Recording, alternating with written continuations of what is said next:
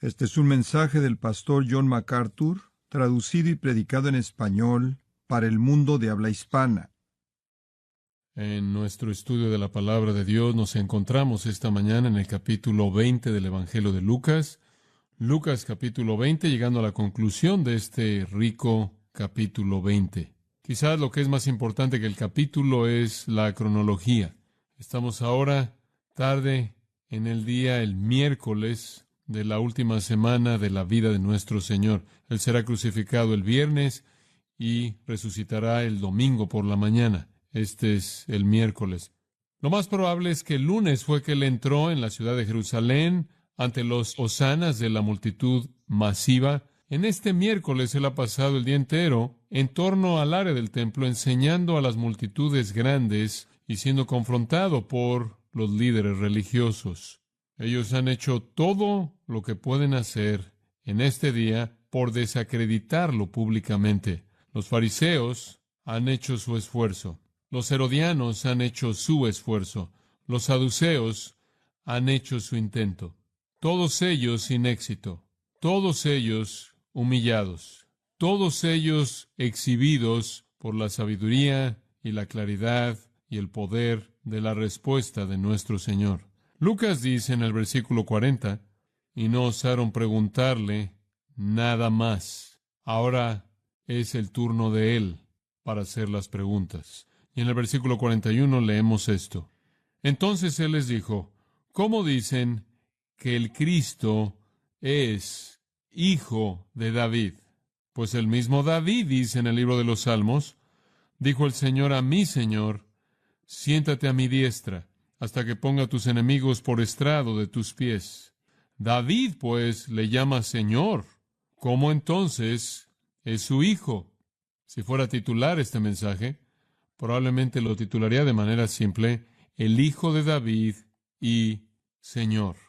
Eso en sí mismo es un título sorprendente. Ningún padre del Medio Oriente jamás, bajo ninguna circunstancia, llamaría a su hijo Señor. Eso sería invertir el honor y el respeto. Sin embargo, el Hijo de David también es el Señor de David. La naturaleza del Señor Jesucristo, la naturaleza esencial de Jesucristo, ha sido debatida desde que estuvo en la tierra hasta el día de hoy, y será debatida a lo largo de toda la historia humana. Y se reduce a esto: ¿fue Jesús Dios? ¿Es el Dios o es meramente un hombre? El consenso general en el mundo es que Jesús fue un hombre. Vivió y murió, noble, con entendimiento, sabio, devoto, religioso, compasivo, sacrificial, bien intencionado y cualquier otro adjetivo que a usted le guste usar, pero un hombre. Eso es coherente, claro, con los objetivos de Satanás, porque si Jesús es meramente un hombre, entonces Él no es Dios, Él no es el Salvador, la Biblia no es verdad. El cristianismo no es genuino, es una religión falsa. Si por otro lado Jesús es Dios, si Él es Dios, entonces Él es el soberano, Él está a cargo, la Biblia es verdad, el cristianismo es genuino. Este es el asunto crítico. Recibí propaganda en el correo, esto es lo que decía. Domingo, a las 7 de la noche, los cristadelfianos lo invitan a usted a un estudio bíblico acerca del tema Jesús no es Dios. ¿Un estudio bíblico acerca del tema Jesús no es Dios por parte de los cristadelfianos? En griego eso significa los amantes de Cristo. No es solo los cristadelfianos raros y ridículos que rechazan la deidad de Jesucristo, también lo hacen los judíos y los musulmanes, y los hindús, y los budistas, y los mormones, y los testigos de Jehová, y los de la ciencia cristiana, y los cientólogos, y usted puede seguir y seguir. Si usted va a rechazar el cristianismo y negar su veracidad, usted tiene que rechazar la deidad de Jesucristo. Jesús no puede ser Dios. De lo contrario, si es Dios, entonces esta es la religión verdadera. Entonces el objetivo de las religiones falsas siempre va a ser la persona de Cristo. Hay otros errores además de entre cristianos, entre aquellos apóstatas que se dicen cristianos, que entienden otras cosas de manera equivocada, como la salvación por la gracia y la fe únicamente, pero es coherente con el cristianismo que Jesús es Dios. Y cualquier otra cosa menos que eso, en términos de definir su naturaleza, la hace una religión no cristiana. Habiendo dicho eso, necesito decir que hay cristianos apóstatas, podríamos llamarlos cristianos liberales, que se llaman a sí mismos cristianos y niegan que Jesús es Dios, pero eso no es cristianismo.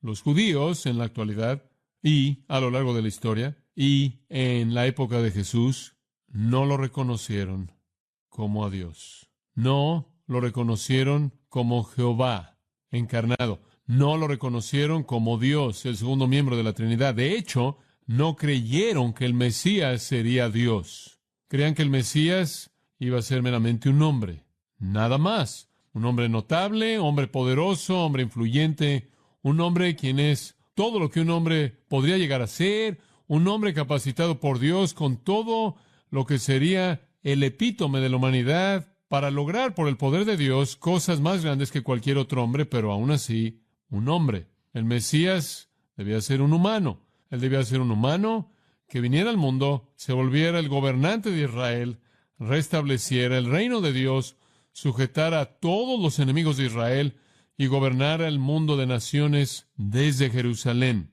y cumpliera todas las promesas de Dios a Abraham y a David. Ellos no vieron al Mesías como Dios, Hijo de Dios, o el Salvador de pecadores. Lo vieron únicamente como un hombre. Eso fue obviamente lo que la gente creyó, porque eso es lo que los líderes les enseñaron. Cuando Jesús dijo ser Dios, Él se volvió inmediatamente un blasfemo. Él cometió el pecado más horrendo que ellos podían concebir en su sistema religioso. Decir ser Dios era locura. Además de eso, Él entonces comenzó con un ataque intenso en contra de su teología, en contra de su poder, contra su influencia, contra su posición, contra su justicia falsa, e inclusive contra la operación de su templo. Y ese fue al principio mismo de su ministerio y ocurrió a lo largo de su ministerio y de nuevo, al final, inclusive en esta semana. Él limpia el templo, confronta su corrupción, exhibe su hipocresía e incrementa su deseo ardiente por deshacerse de él. El Mesías verdadero, ellos creían, sería un hombre, nada más. Y Jesús, diciendo ser Dios, llegando, mostrando su autoridad, limpiando el templo, condenando su teología, su justicia personal y su religión, fueron crímenes dignos de muerte. Entonces trataron esta semana de confrontarlo sin éxito y finalmente, como leímos en el versículo 40, sus bocas fueron cerradas. Ahora le toca a él. Este es su último momento para involucrar a los líderes religiosos de Israel, los influyentes. Este es su último momento, este es su última conversación. ¿Qué podría imaginar usted que sería esa conversación? Bueno, usted asumiría que si su conversación con ellos es la última, él va a discutir lo que es el asunto más importante, y así lo hace. Y él les hace esta pregunta, versículo 41.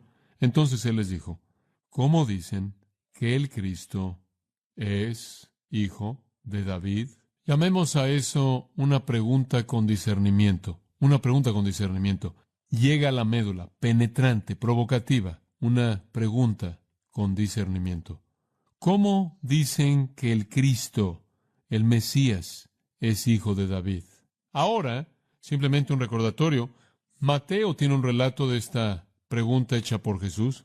Marcos tiene un relato de esta pregunta de Jesús. Y los relatos de Mateo y Marcos enriquecen esta, como lo vemos con tanta frecuencia en estos evangelios sinópticos. Y si vamos a Mateo y Marcos, encontramos unas cuantas cosas que en cierta manera nos ayudan. La primera es hacer la pregunta, ¿por qué es que Jesús está presentando este tema? ¿Acaso no está consciente en este punto que lo han rechazado de manera total? ¿Cuál es el punto de regresar para aclarar quién es Él de nuevo? ¿Cuál es el punto de eso?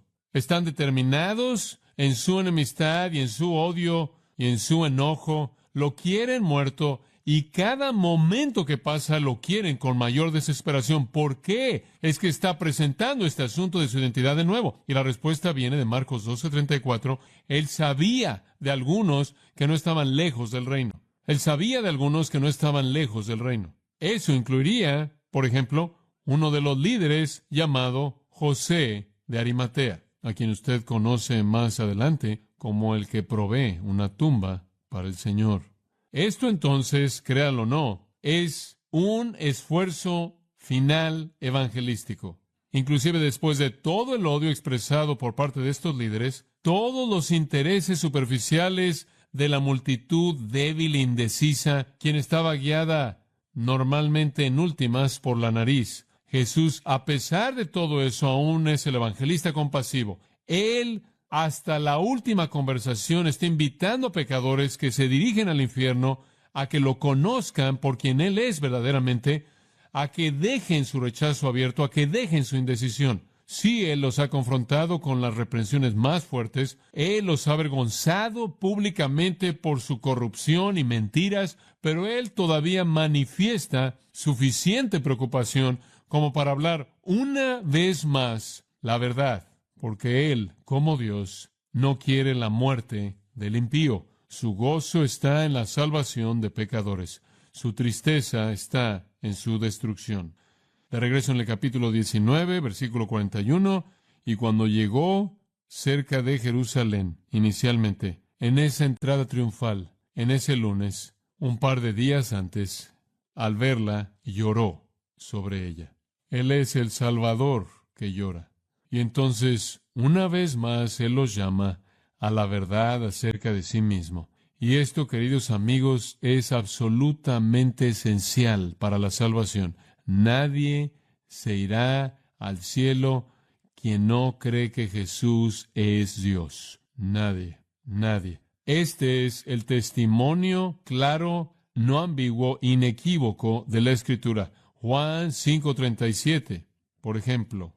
Y el Padre que me envió, Él ha dado testimonio de mí.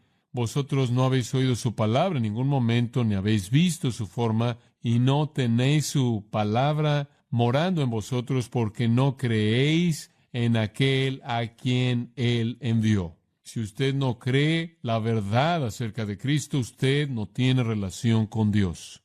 El apóstol Pablo lo expresó de esta manera: si alguno no amare al Señor Jesucristo afirmando quién es Él, sea anatema. En primera de Juan, capítulo 2, versículo 22, ¿quién es el mentiroso sino el que niega que Jesús es el Cristo? Este es el anticristo, el que niega al Padre y al Hijo. Todo aquel que niega al Hijo no tiene al Padre. El que confiesa al Hijo tiene al Padre también. Usted no tiene relación con el Padre a menos de que confiese la verdad acerca del Hijo. Entonces, una vez más, el Señor Jesús afirma su naturaleza divina como Dios, y de esta manera se ofrece a sí mismo, inclusive a aquellos que lo menospreciaron. Regresa al capítulo 15 por un momento. De regreso hasta el capítulo 15, a esa historia increíblemente rica que conocemos como la historia del hijo pródigo, realmente una historia de dos hijos y un padre sorprendente. Usted regresa a esa historia, usted se acuerda de que el pródigo regresó, el padre lo abrazó, se reconcilió con él, lo besó, le colocó un anillo en su dedo, una túnica, calzado en sus pies, tuvo una celebración. A la mitad de la celebración, el hermano mayor aparece. Versículo 25, él estaba en el campo, y cuando vino llegó cerca de la casa, oyó la música y las danzas, y llamando a uno de los criados, le preguntó qué era aquello. Él le dijo: tu hermano ha venido, y tu padre ha hecho matar el becerro gordo por haberle recibido bueno y sano. Entonces se enojó y no quería entrar. Salió por tanto su padre y le rogaba que entrase. El hermano mayor, ¿se acuerda usted? ¿Representa a quién? A los fariseos, los escribas, los legalistas, los líderes religiosos. El pródigo representa a los parias, los recaudadores de impuestos, las prostitutas, la escoria, los pecadores. Estaban viniendo a Dios, estaban viniendo a Cristo y siendo amados y siendo perdonados y siendo abrazados. Y enojó a los fariseos legalistas con justicia personal que son vistos en este hermano mayor. ¿Y cuál fue la respuesta del padre a esto? Él comenzó a rogarle, versículo 29, mas él respondiendo dijo al padre: aquí tantos años te sirvo, no habiéndote desobedecido jamás, y nunca me has dado ni un cabrito para gozarme con mis amigos. Pero cuando vino tu hijo, que ha consumido tus bienes con rameras, ¿has hecho matar para él el becerro gordo? Él entonces le dijo, Hijo, tú siempre estás conmigo, y todas mis cosas son tuyas. Te lo ofrecí, siempre te lo he ofrecido. Aquí está Jesús, de regreso a Lucas 20, confrontando a un hermano mayor, confrontando a los fariseos, los escribas, los líderes religiosos de nuevo, quienes se han quejado una y otra vez, porque Él abraza pecadores, pródigos. Y Jesús aquí les da una invitación, una vez más, para que consideren quién es Él y que reciban las bendiciones que Él, de manera dispuesta, le da a un hipócrita arrepentido. Y entonces el Señor les hace la pregunta pertinente. Pero tengo que llevarlo de regreso a Mateo 22, 41. Aquí es en donde la conversación realmente comienza. Recuerden, Mateo, Marcos y Lucas registran el mismo incidente y todos nos dan detalles insignificantes. Mateo 22, 41, así es como comenzó. Aquí está lo que Jesús dijo primero. ¿Qué pensáis del Cristo? ¿De quién es el Hijo? ¿Qué piensan del Cristo? ¿De quién es el Hijo? Y ellos le dijeron, literalmente, una palabra, de David.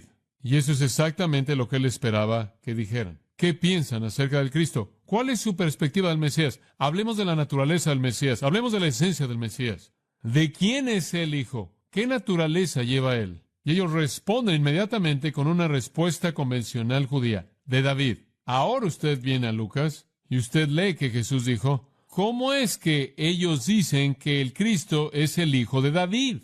¿Cómo es que ustedes llegaron a esa conclusión? Él cuestiona su respuesta común, y fue su respuesta común. Ellos creían que el Mesías sería meramente un hombre, pero el mejor de los hombres, el más noble de los hombres, el más dotado y bendito, y más bendecido de los hombres, y un hijo de David. Y le recuerdo de nuevo que la pregunta fundamental del cristianismo es la naturaleza de Jesucristo. Si Él tan solo es otro hombre, entonces la Biblia miente, Él no es Dios y usted puede olvidarse del cristianismo. Y ellos estaban convencidos de que el Mesías sería meramente un hombre. Entonces usted tiene esta pregunta que es muy directa y muy pertinente y muy esencial e importante presentada a ellos. La llama una pregunta con discernimiento, porque discierne hasta la médula en dónde está una persona espiritualmente. Es seguida por una respuesta deficiente. Su respuesta fue de David, como le leí de Mateo 22. David, hijo de David, ¿eres eso verdad? Sí. Segundo de Samuel 7, 12 al 14, profetiza de manera clara que el Mesías vendría de la línea de David. Lea el Salmo 89, usted lo va a encontrar ahí 5, 6 veces. El Mesías saldrá de los lomos de David, Amós 9:11, Miqueas 5:2. Él va a estar en la línea de David.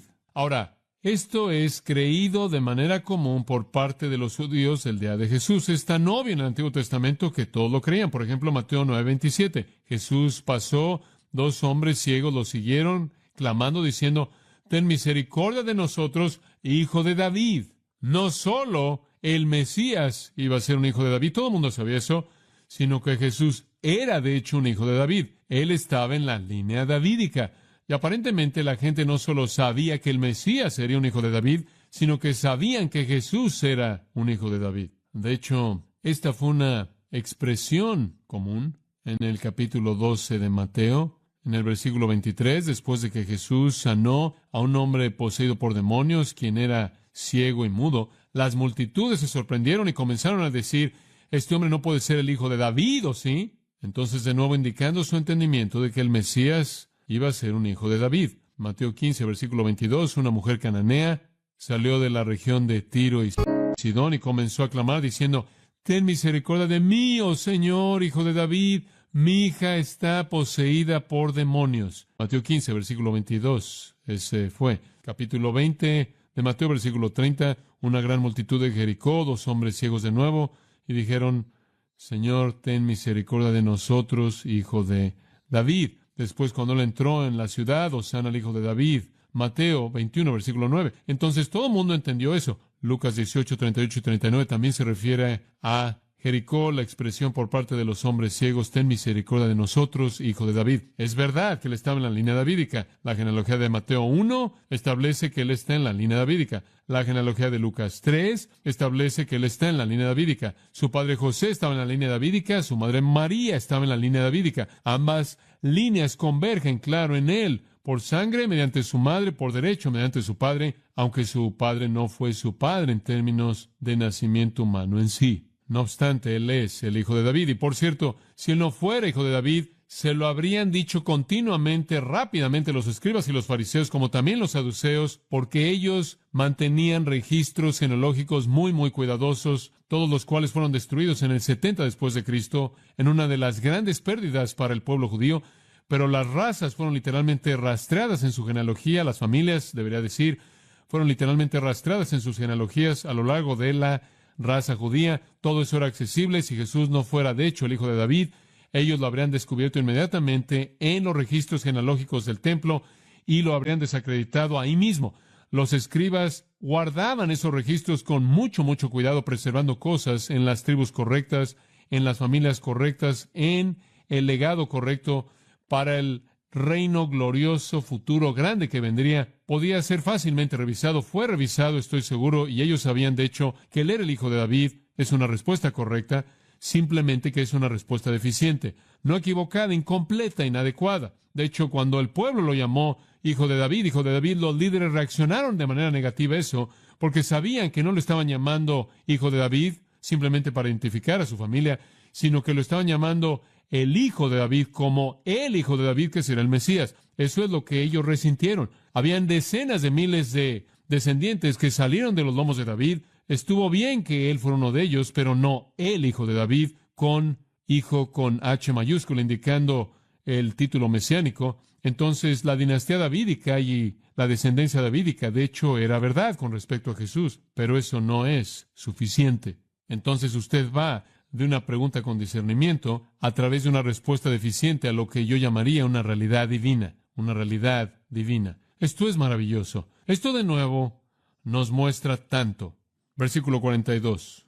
La pregunta es, ¿cómo dicen que el Cristo es hijo de David? ¿Cómo puedes decir eso cuando David mismo dice en el libro de los Salmos, dijo el Señor a mi Señor, siéntate a mi diestra hasta que ponga a tus enemigos por estrado de tus pies? David, pues, le llama Señor. ¿Cómo entonces es su hijo? Esto es simplemente sorprendente. Ahora, permítame decirle lo que Jesús está haciendo aquí como un argumento.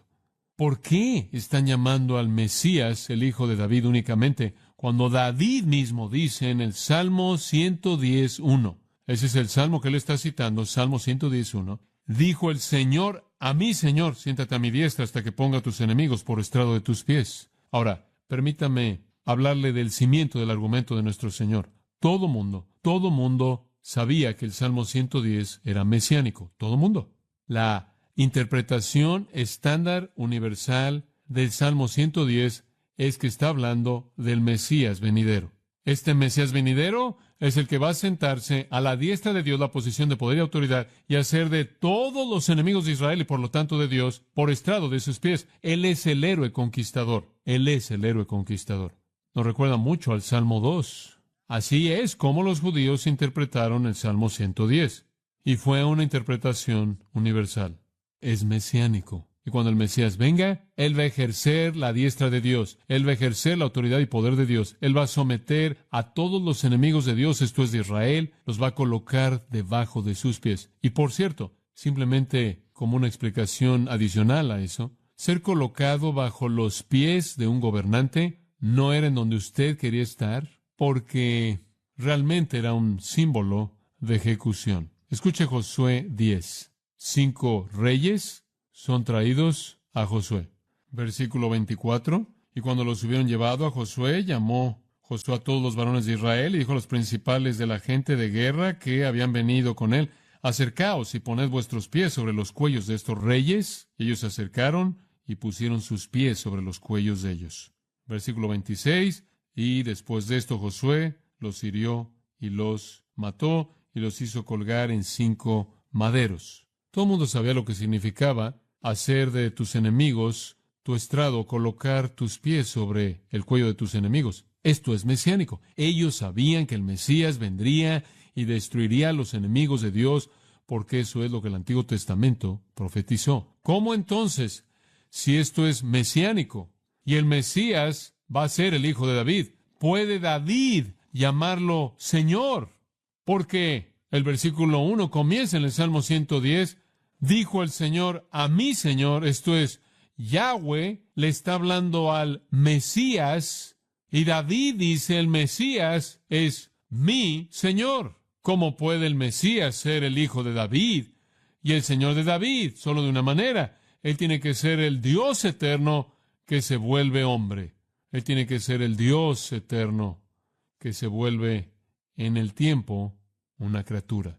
Esto es sorprendente para ellos. De hecho, esto es tan sorprendente como argumento que los judíos buscaron durante siglos la respuesta debido a este mismo incidente.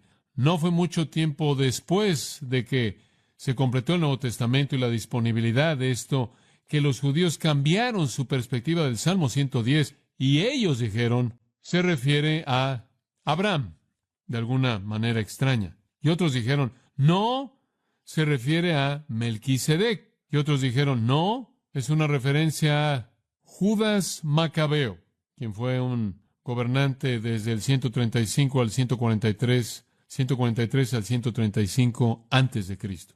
Y aquellos que inventaron la idea de Judas Macabeo tomaron el hebreo y lo alteraron para crear un acróstico del nombre de Judas Macabeo. Ellos fueron los que originaron los códigos bíblicos. Hicieron todo lo que pudieron hacer por manipular el texto del Salmo 110 para hacerlo no mesiánico. Porque si es el Mesías a quien el Señor le está hablando, y el Mesías ciertamente es el hijo de David, su Señor. El Mesías es tanto hombre como Dios. Él es el Hijo de Dios eterno, como también hombre, hijo de David. Él es el Hijo de David y el Señor de David. Si él tan solo fuera un ancestro que vino siglos después, ¿cómo es que David, en el tiempo presente, se refiriera a él como mi Señor? Si usted no piensa que la exposición bíblica hasta los pronombres personales es importante, aquí hay algo que va a corregir su perspectiva, ¿verdad? ¿Cuán importante es llegar a las palabras y a las frases, inclusive a las preposiciones y a los pronombres, ¿verdad? Bueno, algunos liberales vinieron y dijeron, no, David estuvo mal cuando él dijo esto. Y simplemente fue un momento loco para David, él estaba equivocado. Y si usted estuviera leyendo Lucas, usted podría concluir que, bueno, David lo dijo, pero él no debería haberlo dicho. No obstante, Mateo 22, versículo 43 dice, escuche esto, David dijo en el Espíritu. O lo puede decir, como Marcos 12:36, David dijo en el Espíritu Santo.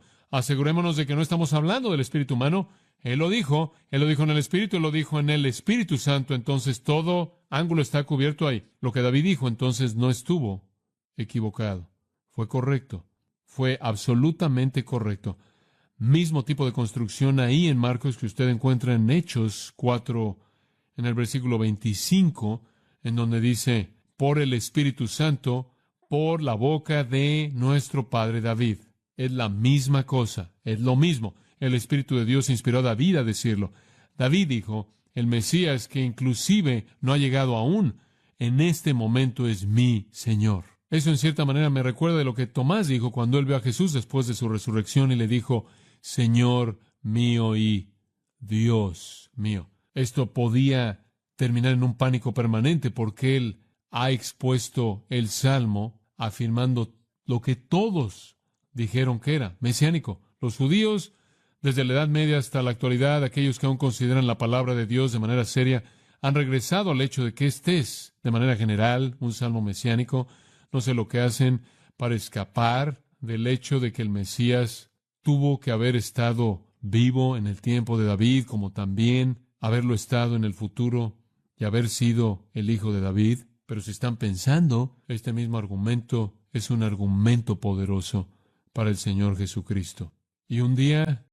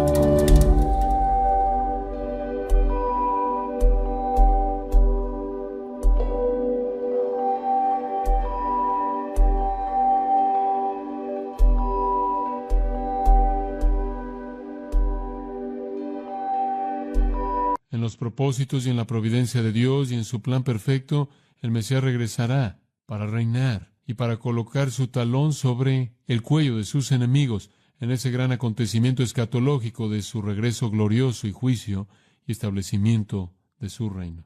Pero hasta ese entonces, su talón cae sobre el cuello de sus enemigos cada segundo de cada día. El juicio de Cristo en contra de los pecadores y los que lo rechazan no espera el juicio final. Se lleva a cabo diariamente, cada día. Sus enemigos siempre son el estrado de sus pies. Cuando el versículo 44 lo resume, David pues le llama Señor y después pregunta, ¿cómo entonces es únicamente su hijo? Usted tiene un dilema imposible. Los judíos fueron detenidos de manera total. Y de hecho, eso es lo que Mateo dice. Mateo básicamente dice lo que Lucas dice antes de este incidente. Mateo lo dice después de este incidente, versículo 46. Nadie pudo responderle una palabra.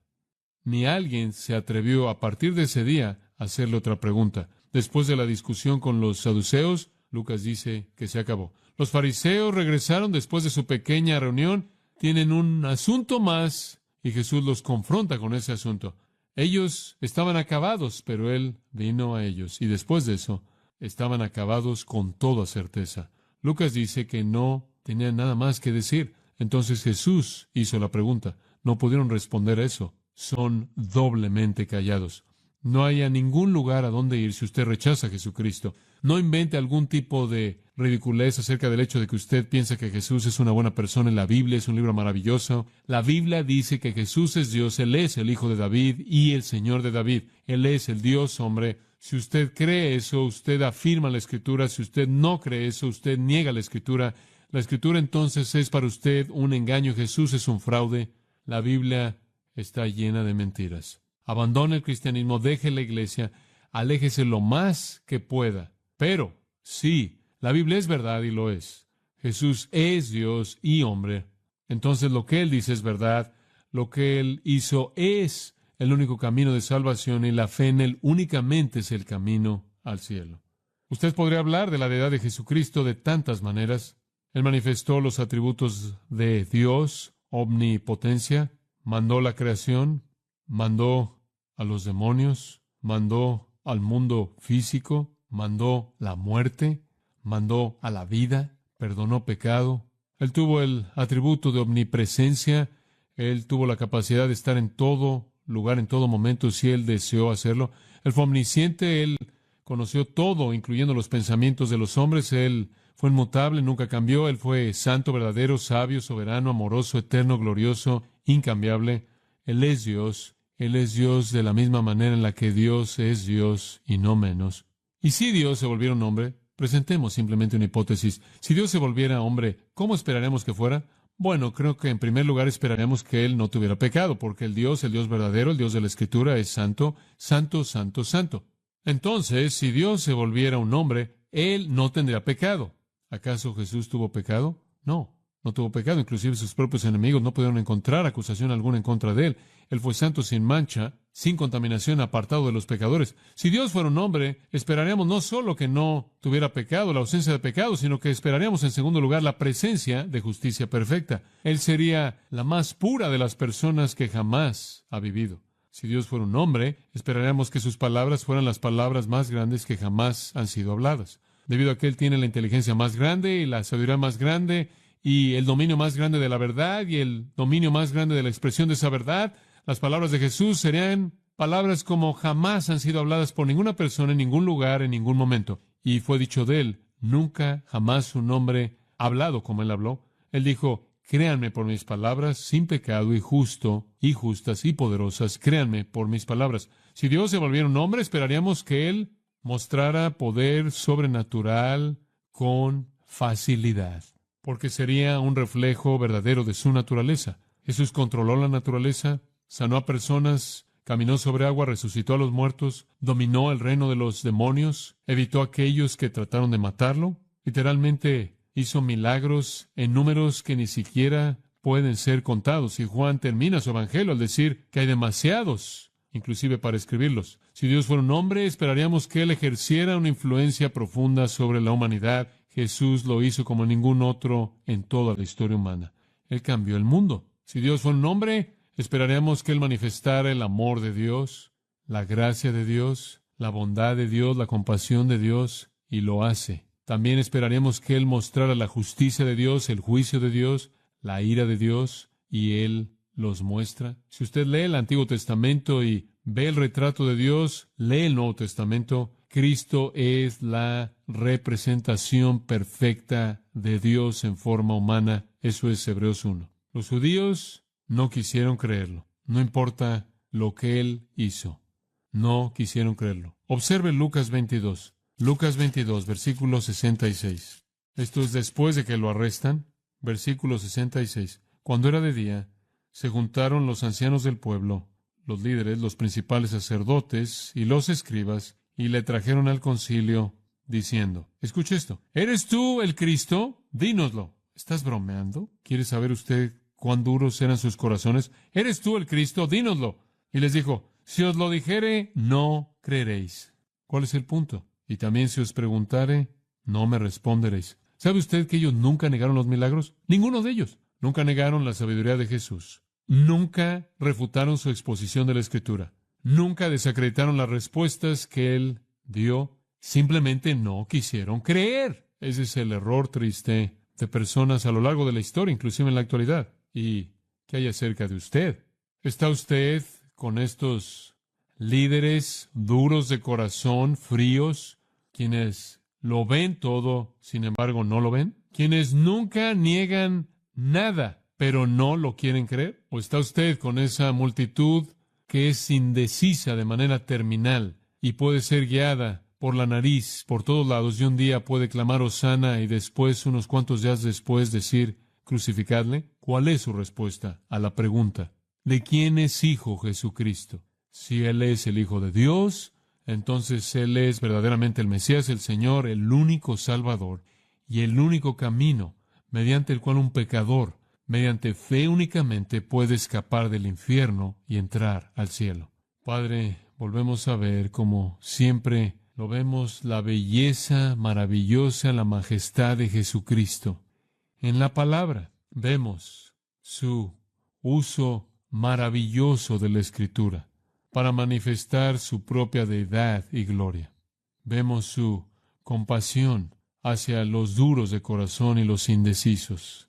Y Señor, esto nos es dado para el día de hoy, como un llamado, por así decirlo, para aquellos que están rechazando de manera abierta o están siendo indecisos, para que vuelvan a considerar de quién eres hijo en realidad. Hijo de David, sí, pero también el Hijo de Dios eterno, el único Salvador, quien vino primero como una ofrenda por el pecado y regresará como un monarca reinante. Padre, oro porque no haya un corazón aquí que se aleje, que le dé la espalda, sino que todos abracen al Salvador y crean, se arrepientan y reciban el regalo de vida eterna.